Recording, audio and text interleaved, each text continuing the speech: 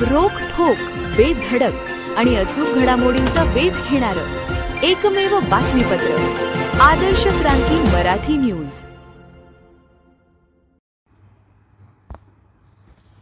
मिनाज पटेल यांच्या नेतृत्वाखालील केज तहसील कार्यालयावर हंडा मोर्चा. नायब तहसीलदार भंडारी यांनी स्वीकारले निवेदन. योग्य कार्यवाही करून पाणीपुरवठा लवकरच सुरू करू असे दिले आश्वासन. केज तालुक्यातील सोनीजवळा येथील जलजीवन मिशन पाणीपुरवठा योजनेच्या आणि येथील निगरगट्ट प्रशासनाच्या विरोधात राष्ट्रवादी काँग्रेसचे नेते रमेशराव आडसकर यांचे कट्टर समर्थक मिनाज पटेल यांच्या नेतृत्वाखाली आणि गावकऱ्यांसह केज तहसील कार्यालयावर हंडा मोर्चाचे आयोजन करण्यात आले. याबाबतची सविस्तर माहिती अशी की केज तालुक्यातील सोनीजवळा हे गाव नेहमी कोणत्या ना कोणत्या कारणाने चर्चेत राहणारे गाव आहे. एकेकाळी याच गावातून केज शहराची तहान भागवणारे गाव आज हंडाभर पाण्यासाठी वणवण फिरवत आहे.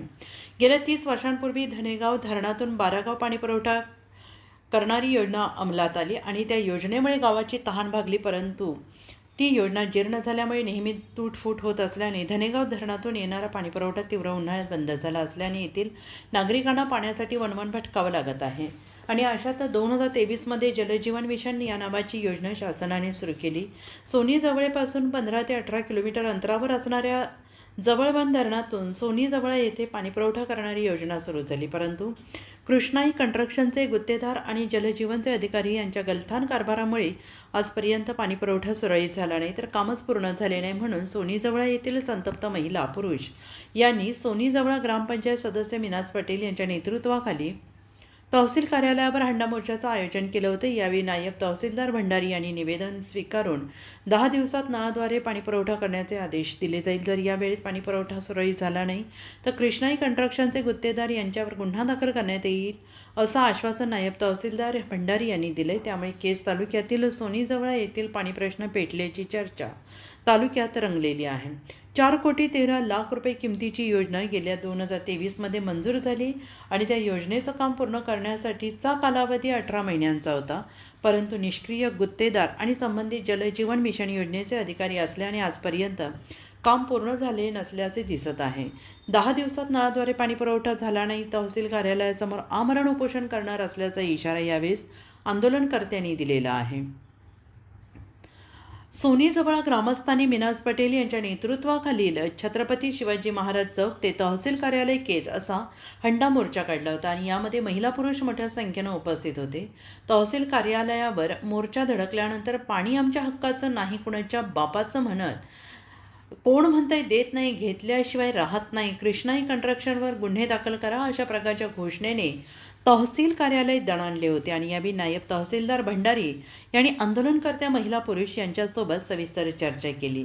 गुत्तेदार यांनी दिलेल्या मुदतीत काम पूर्ण नाही केलं तर गुन्हा दाखल करण्यात येईल आणि त्याला पाठीशी घालण्यात येणार नाही, असं गुत्तेदाराची पाठराखण करणार नाही. तहसील प्रशासन तुमच्यासोबत आहे असे आश्वासन दिल्याने मोर्चा थांबवण्यात आला. आता काय कारवाई होणार याकडे ग्रामस्थांचं लक्ष लागून राहिलं आहे.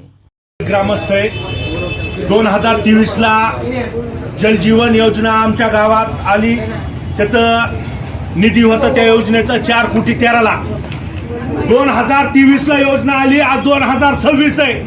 एक थेंब पाणी गावात आलं नाही आणि गुत्तेदाराच्या नाकर्त्यापणामुळं, त्याच्या दिरंगाईमुळं, कामाकडे दुर्लक्ष केल्यामुळं आज आमच्या गावावर अशी वेळ आली की आमच्या माता भगिनीला प्यायला तांब्याभर पाणी नाही.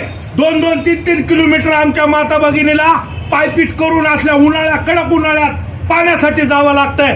ह्याला जिम्मेदार कोण आहे? तर ह्याला जिम्मेदार त्या जलजीवनचे संबंधित अधिकारी व तो कृष्णाई कंस्ट्रक्शनचा गुत्तेदार आहे.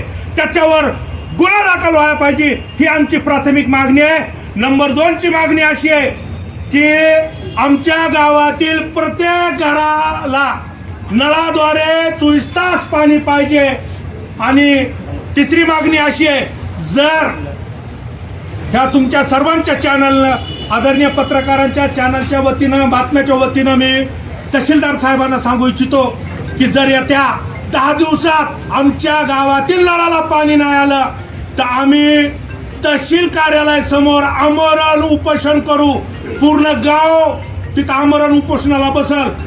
आम्हाला एवढंच सांगायचंय, मागच्या 3 दिवसापासून आम्ही गावात आदरणीय आडसकर साहेब यांच्या माध्यमातून पाणी टँकर सुरू केलं.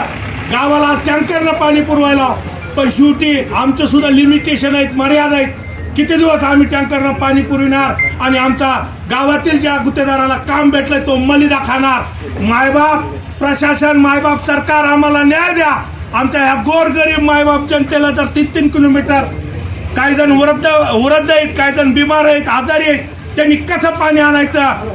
ह्या आदरणीय तहसीलदार साहेब, आम्हाला न्याय द्या, एवढीच आमची मागणी.